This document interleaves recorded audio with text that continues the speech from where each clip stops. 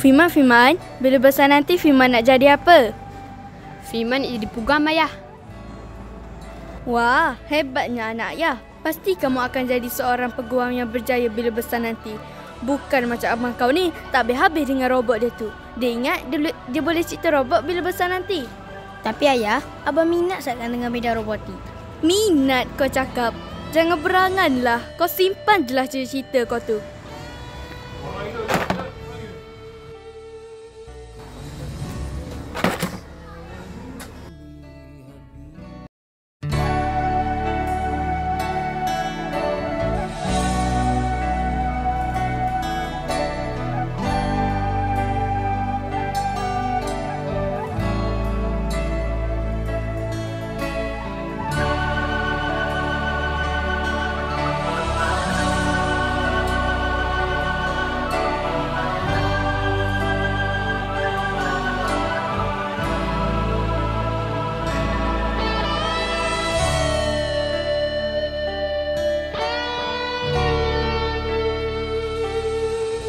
Pandang di atas awan, kulihat bintang melambai.